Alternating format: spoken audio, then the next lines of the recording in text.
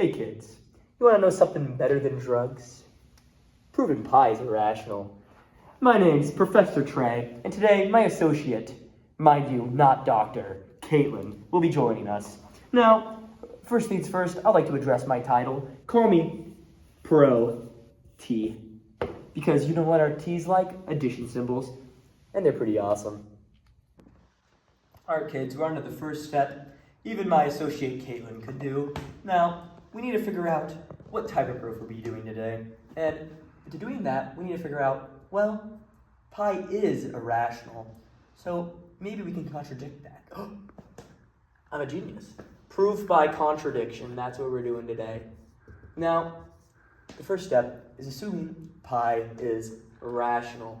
Pi is rational. And we're going to assume pi is equal to a rational number, a divided by b. And that's how you do step one, kids. I forgot to mention, kids, that a and b need to be integers.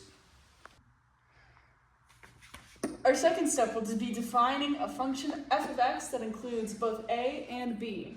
So we have this function here that is useful to us because it gives us a 0 when f is evaluated at 0.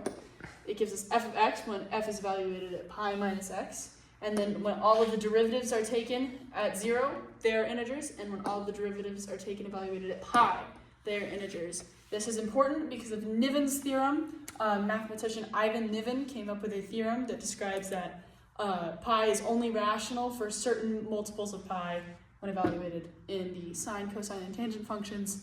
So to find integers is important. Hello, now we are on step 3, which is in my opinion the coolest step. Now, we take g of x, which is actually just f of x, subtracted by the second derivative of f of x, and then added by the the fourth derivative of f of x, and so on and so forth, until we get f of x to the 2n. And now you're asking, Professor, or should I say, Pro T, why are we going to 2n? Well, in step 2, this f of x is a second degree polynomial, which is the same as f to the 2n. For step 4, after some messy algebra, we're going to take our g of x from step 3 over there, and we get this crazy little function here, which all broken down gets us f of x times the sine of x. So there, we're going to take that, take the integral of it, evaluated between 0 and pi, of f of x sine x. That gets us g prime of x times sine x minus gx cosine x, evaluated between 0 and pi, which boils all the way back down to g of 0 plus g of pi. That will be more important in our next step. Also, both of these are integers. Remember to keep that in mind. Hello. Now we're on to a quite interesting part.